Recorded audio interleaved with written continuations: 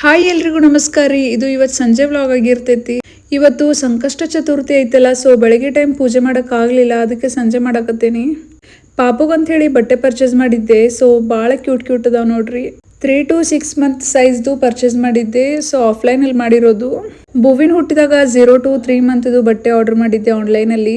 ಅದ್ರೊಳಗೆ ಇವಾಗ ಕೆಲವೊಂದು ಬಟ್ಟೆ ಅವಂಗೆ ಬರಾತಿರ್ಲಿಲ್ಲ. ಸೊ ಮಳೆಗಾಲ ಜಾಸ್ತಿ ಬಟ್ಟೆ ಬೇಕಾಗ್ತೈತಿ, ಅದಕ್ಕೆ ಇವಾಗ ಆಫ್ಲೈನಲ್ಲಿ ಪರ್ಚೇಸ್ ಮಾಡಿದ್ದೆ.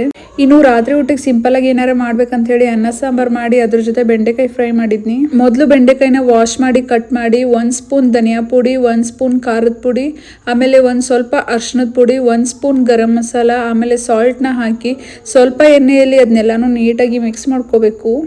ಆಮೇಲೆ ಈ ಮಿಕ್ಸ್ಚರ್ನ ಕಟ್ ಮಾಡಿರೋ ಬೆಂಡೆಕಾಯಿ ಒಳಗೆ ಫಿಲ್ ಮಾಡಬೇಕು. ಸೊ ಬೆಂಡೆಕಾಯಿ ಎಲ್ಲ ಫಿಲ್ ಮಾಡಿದ್ಮೇಲೆ ತವಾ ಫ್ರೈ ಮಾಡಿದ್ರೆ ಆಯಿತು. ಇನ್ನು ಅದ್ರ ಜೊತೆ ಸ್ವಲ್ಪ ಹಾಗಲಕಾಯಿನೂ ಮಿಕ್ಕಿತ್ತಲ್ಲ, ಅದನ್ನು ಕೂಡ ಫ್ರೈ ಮಾಡಿ ಇಟ್ಕೊಂಡಿದ್ದೆ. ಅದ್ರದ್ದು ವಿಡಿಯೋ ಹಿಂದಿನ ವ್ಲಾಗಲ್ಲಿ ಹಾಕಿದ್ದೆ. ಇಷ್ಟಾಗಿತ್ತು ನೋಡ್ರಿ ಇವತ್ತಿನ ವಿಡಿಯೋ. ಸೊ ಇವತ್ತಿಗೆ ಇಷ್ಟೇ. Okay, thanks for watching. Have a nice day. Good night. Take care. Bye.